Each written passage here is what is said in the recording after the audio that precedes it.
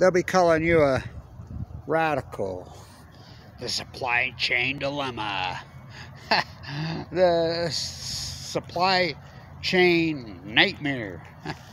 Really? Really? So this is an important historic video because I'm getting ready to sue them. I think I'm there. It's going to have to happen, I guess. So I went here. The #1 school of business in the United States, bar none. The class of '96, 17 of us in the BAs. The highest exit scores in the history of undergraduates to this day. So let's stay with me. The legendary finance professor Clyde Cooley. So why would they tee up the #1 school of business in the United States? Because it's the #1 school of business in the United States. So what happened here? So I started school up here when I was 16 years old in 1976, which was the groundbreaking honors program, and it had nothing to do with tests. They had contests and their test score. I mean, it had everything to do with tests, excuse me. Nothing to do with grades, because my grades were horrible at Weber High, and I mean horrible.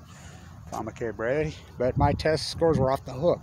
So I won, and I got offered to come in here, which is pretty irony, because I graduated 698 in a class of 699 at Weber High, when I was already in an honors program here. So I graduated 78 with an associate in the honors degree department. Then I was picking where I was going to go. You know, I was already plastered and had a hockey trowel in my hand, and you know, had lots of offers, lots of places. You know, so my place here. So I chose to get into the real world with a hockey trowel. Came back, 89.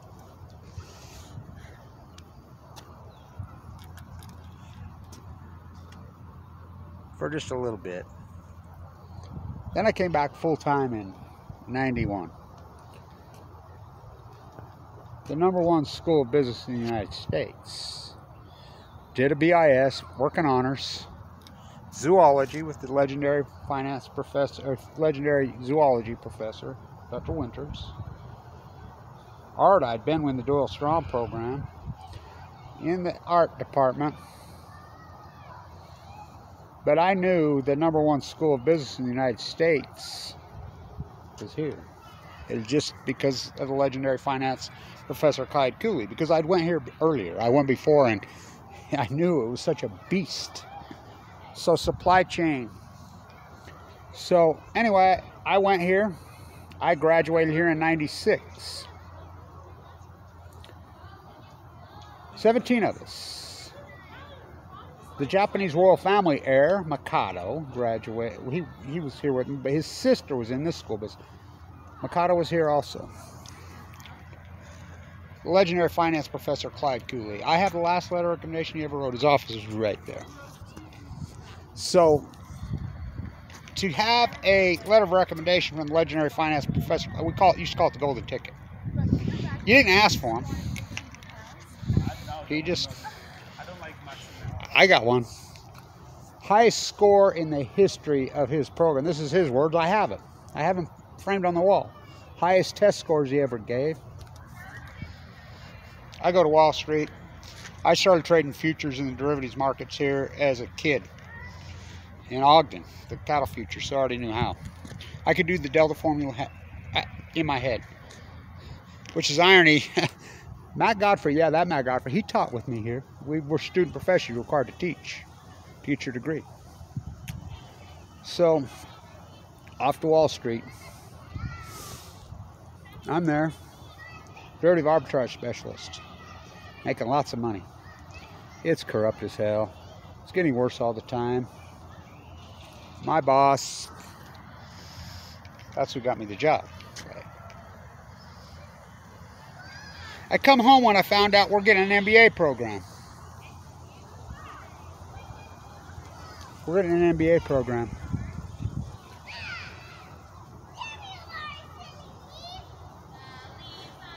So, nice timing. The legendary finance professor Clyde Cooley.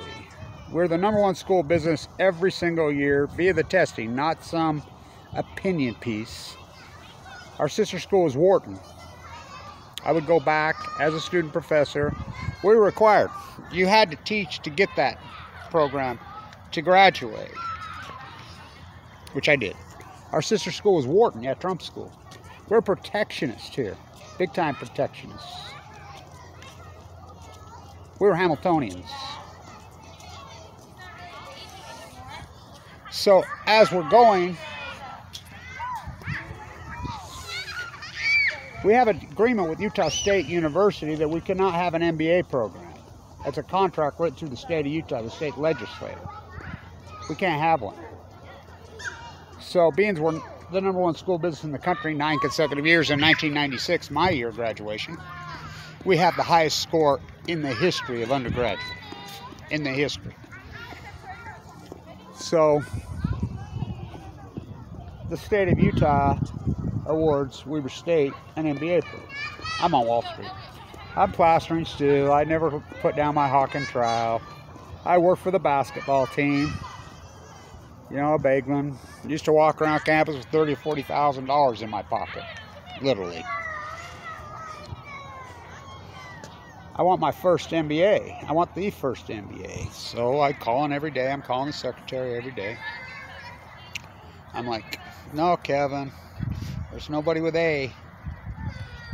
You know, I'm making about $1 million a year.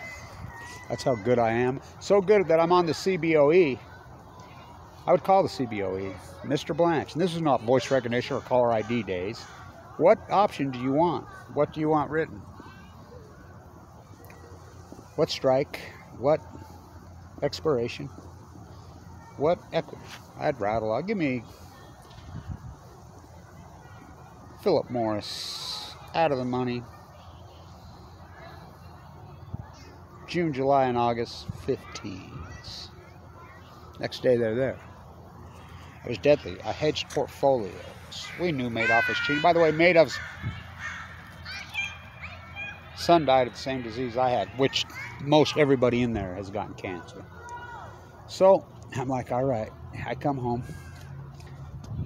It's 1999. We're going to party like it's 1999. I just talked to Clyde Cooley in August on the phone. Okay, now where's Clyde? First day of class. Clyde Cooley's class. It's his baby. It's his #1 finance professor in the University of Chicago guy. The guy.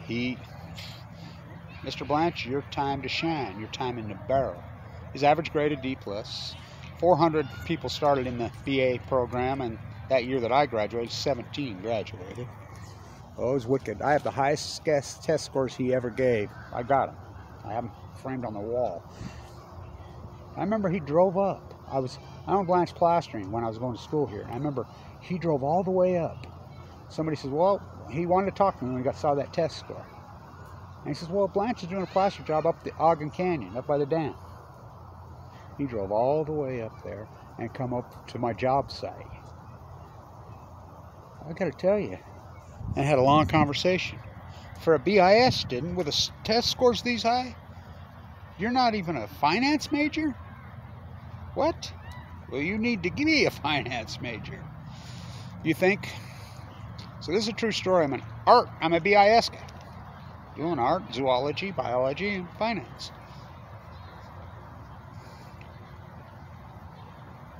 So I remember turning in a piece I had in the fine art department, and Jim Jacobs, who was always intimidated by me because he thought he was a texture artist, and I own Blanch Plaster, and I was the biggest plaster contractor in the States. I was plastering at 15. You ever see me go to the Hawken Trial? I used to literally have a sidewalk pass. I'd drive my truck on the side. I did all the plaster work. I did the ceilings and the belt. I remember my French professor, Dr. Godfrey, walks out one day and he says, oh my God, you're taking French, and then you walk out of your class, change your clothes, and you're plastering up on the scaffold right there. Yeah, I did so much plastering. Oh boy, the days. I turned in the paper, and the only F, he failed me. Jim Jacobs in art. I'm like, what? And I told him, shh. I told everybody, this is an experiment. I'm going to turn the same paper into all 3 disciplines because it was a BIS board. So I turned it into Clyde Cooley. I turned it into Dr. Winter's zoology, and I turned it into him. He failed me. The biology department, which was wicked, I think I got a B. Clyde Cooley didn't give it A's. Oh, I got an A. That's when I says, I remember talking to Arthur Adelman, and I says, I'm switching to finance. What? Because he loved me as an artist. He's like, oh, no. I'd pin myself up on the wall, and he would like, whoa, no. And I remember he said, a life of making money. How disgusting. So I went all in, which was a beast to get through his program. Nearly impossible. Got through. Interviewed for a position on Wall Street that, I mean, they had 300 applicants. And it wasn't one I seeked out. Clyde Cooley says, you should maybe think about this job. They came here and interviewed me right there. Got 30 seconds to tell yourself about you. I battled it off, just, you know how I go. Didn't think much of it. Next day, Clyde told me, you got hired. But later I found, of course, he decided who got hired. So, come back, I want that first MBA from Clyde Cooley. It's the most powerful, be the most powerful piece of paper in the world. Talk about a golden ticket. I walk in, where's Clyde? August 1999, the MBA program starts in September. He starts getting delusionary in his classrooms in the summer semester. Some students lead him out. Got my 1920s Clyde Cooley jacket. He used to wear his green one. Remember his green one like this? He'd wear. Dr. Cooley's got his green jacket on. He's got his, you know, we used to call it the freaking, his master's jacket. He's got his master's. Playing golf jacket, look out. We knew it was trouble then because he would just pop, get up. One was a full grade. Average grade was a D+. He was wicked. Everybody knows it. Never went here.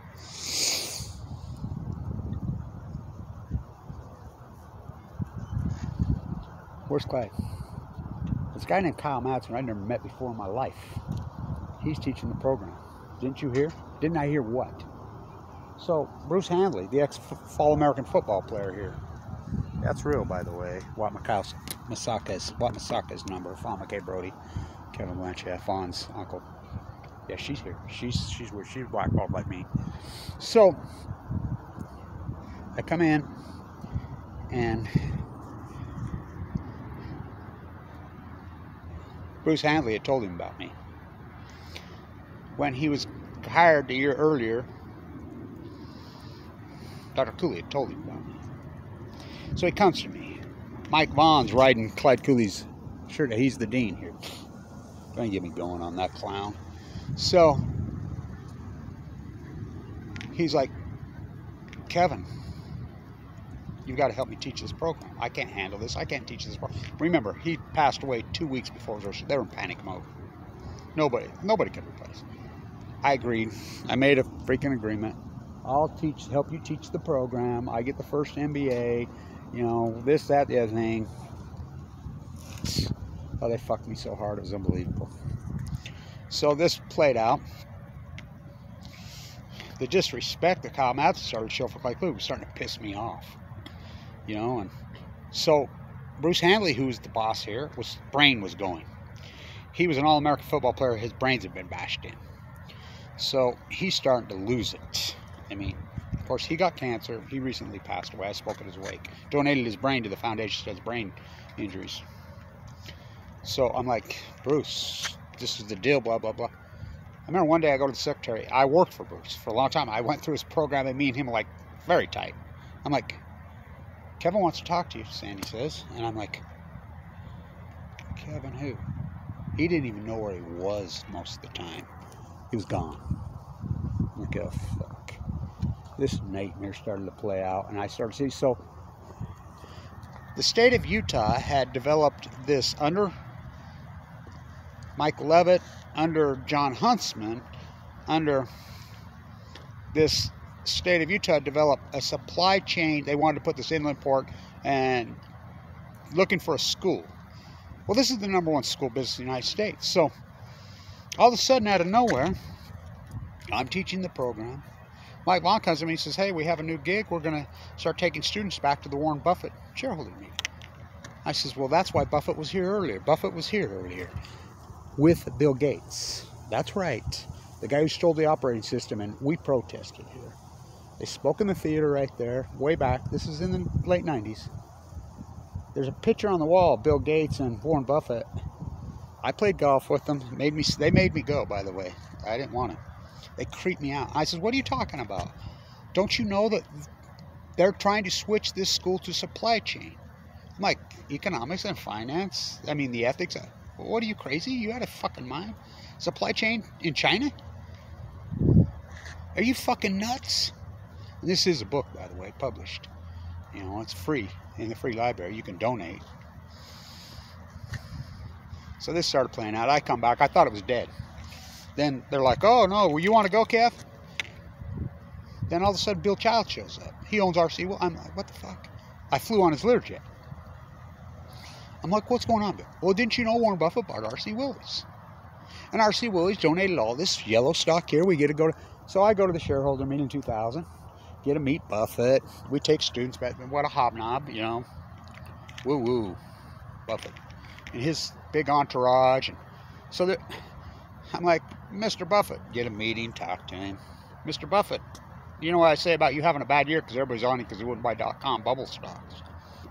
Even Babe Ruth had bad years. He called me back, took pictures. Pictures used to hang on the wall there. They're gone. Their disrespect for Clyde Cooley is fucking ridiculous. So, I'm like, what the fuck? So me and Bill Childs have it out. We go to Council Bluffs. He's got all the statues there. You know, blah, blah, blah. He's a high-ranking good Mormon. I'm like, don't you understand about usury? Me and him have a big old argument and fight. We get in a big fight in there.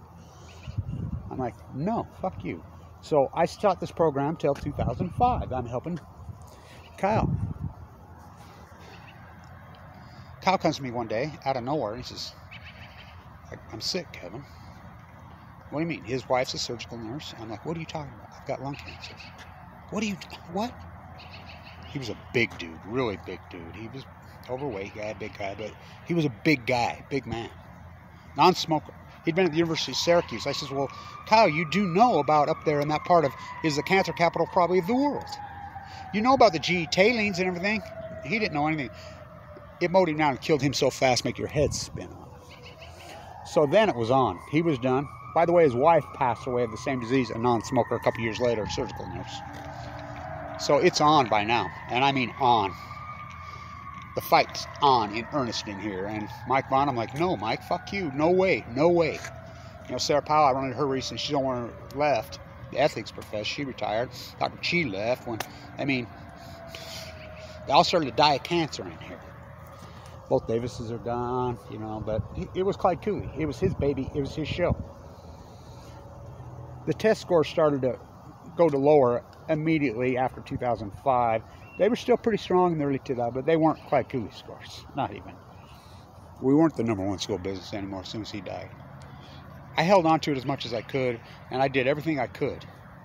You know, and I walked away and I quit my job on Wall Street because my father had died of leukemia.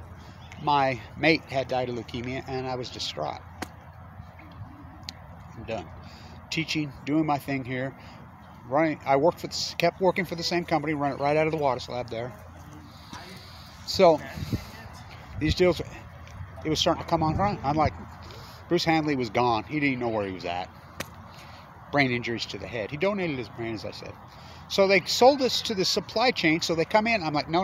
I throw a fit. I'm throwing down. Fuck you. No way. No way. This is my school. You're going to dilute my degree. You're going to dilute everybody's degree. Oh, no. They sold it to us as the Air Force. Hillfield is the freaking supply chain. I went psycho. The fight got on in there. And I mean the fight. With the administration, we had corrupt fucking president after president. You know, he fired Coach Baglan. You know, President Thompson. I sat with him in 99 the next morning after breakfast after they'd beat North Carolina and lost to Florida, which they should have won. I had breakfast with him that morning. I'm like, you can't argue, blah, blah, blah. I said, you cannot turn this into supply chain. You know, then the next president, Ann Milner. I mean, it was on, and the legislator. So all of a sudden they bring in this Chinese professor, and she goes to work on, she gets a position with the state of Utah. You can look it up. Don't go see that. That's her. You can look it up. Made international headlines. So she starts pushing for this. I'm having a fit. The fight's on. And I mean, it's on. It's on. Supply chain. And I predicted everything that's happened here. You know, in 2000, here at Weber State, we used to gather the data on the PPI and CPI. I used to do it. We would gather it. You know, you'd go around different gas, grocery store. There was a model you used. We did it for the state. They started changing all that in 2000. What the fuck? Kyle Matson tells me one day, he says, Kevin, you got it wrong on the CPI, PPI in the class of spring of 2000. That's when the market capitulated on March 10th, 2000. Fukushima, 2000. Lillard lost on March 10th, 2000. Fukushima on March 10th, 2000. I mean, this is a book published. Shadow banned. Like they shadow banned me in there, they shadow banned me inside the classroom, they shadow banned me outside. So I'm like, oh, fuck you then. I'm going crazy. Go fuck, you know. I was not tenured. I wasn't even officially on the payroll. It was all fucking under the table backdoor shit. And I was sick of their shit. I'm like, you cannot turn this into supply, which they did. 100% they turned from the #1 school of economics and finance to supply chain. I'm freaking out in there. I'm fighting with everybody in there, including Mike Vaughn, including Bruce Hanley. Bruce, well, I don't think he would ever allow it if he was in good mind, but he wasn't. These rats did it. So then I get into such a fight. I'm like, where's my MBA? You promised me I got the first MBA, and I have it. Where's it at? They started switching grades on me. I have enough credits to have multiple degrees. And then the fight got really ugly. I'm like, fuck you. I'll walk out and I'll do my classroom right here. Which I've been doing my classroom since 2010 when I found out about YouTube. I want my fucking money. They could have covered my leukemia bill. They could have went retro on that insurance. They didn't. That was only $1.8 million, but what they did to me, I'm telling you. And if you think that's freaking crazy, just Fama K. Brody, Fama K. Brody, Fama K. Brody. Now, Brad Morrison's here now. He's trying. And I've talked to him about this. You know, we're trying to fix this. We're trying to fix a lot of things around here. You know. Supply chain. I said right in my classroom hundreds of times. When Anne ran Greensmed, the Eccles Fed, the Mariner Eccles Fed ran it. Volcker spoke here. Paul Volcker spoke here. Classical medicine, we call it. Classical medicine is raised the interest rate when it... Remember the Reagan recession? Volcker rose the interest rate to 15, 14%. Oh, it worked. It was painful, but it worked. We had no inflation for freaking decade, zero, till 2000. They're lowering the rate. Anne Rand Greenspan, science fiction economics. I used to do a famous lecture in there. Science fiction. I says, you lower the interest rate when you should be rising it, you're going to inflate your way out, we call that. Well, that's a temporary fix. You're going to have a fucking nightmare on your hands. By the way, I talked to the one dean that was in there that had like 5 and 6 years. I'm like, well, you know who Mariner Eccles? There's a kid that works in there who told me at the bar, well, I teach it. We don't have enough smart students here at Weber. I said, what the fuck are you talking about? I taught here. You're full. Try me. You think in Google we have 5 business schools in the fucking state. You try that out right there. You're a piece of shit. Fuck. What a punk. You need to go back to Indiana where the fuck you come from. You don't even know this history. This is the #1 school business in the United States. And a lot of local fucking students. Brilliant ones. Mariner Eccles. Try me. Try me. Try me. I says, you lower the interest rate. And they've continued to lower the rate. The natural interest rate is, you know, we got taught the rule of doubling. Remember, you had to do on your HP 147, you had to do the rule of doubling. Let's flip the soup can. Let's get the big can out for this. And we'll use both. So, the rule of doubling, what's that? On the risk-free rate of return? Perfect. Here comes the freaking F-16 supply chain. They sold us this lie. Bullshit. That's how they sold it to us. And then next thing you know, it's Warren Buffett's school. It's Bill Child's school. What a fucking joke. It's disgusting. They don't even rank in the top 500, yet they doubled. Clyde Cooley was the highest paid professor on this campus then. $80,000. Now the shittiest ones on the campus make more than that. Reward for failure. Well, I'm not letting this get away. I have the last recommendation he ever wrote. You know, I was his protege. I was being groomed to help take over this program. By him, that's his words, not mine. You know, the letter of citation's in the special collections, and we say if it's there, if they haven't burned it. I took copies. It's outrageous. You keep lowering the interest rate, you're going to cause an inflationary bubble. So how did they hide the inflation in the early 2000s? I'm going crazy in my class. I'm like, they're taking a container and they're making the containers 33% smaller, 50% smaller, and keeping the price. Fuck, that's 100% inflation. They're taking a bag of potato chips and freaking cutting the volume inside the bag half. They just hit it. They changed the rules on how we collect CPI and PPI. Figures don't lie, liars figure. Clyde Cooley's famous lecture. Here come, there they are. Fuck. Military industrialized war pigs. Really out of control, Dad. I predicted every bit of this. You're going to cause a housing crisis. You're going to cause a homeless crisis. You're going to cause a third world country by doing this. And they continue to do it for 20 years. 9/11, the gift that keeps on giving.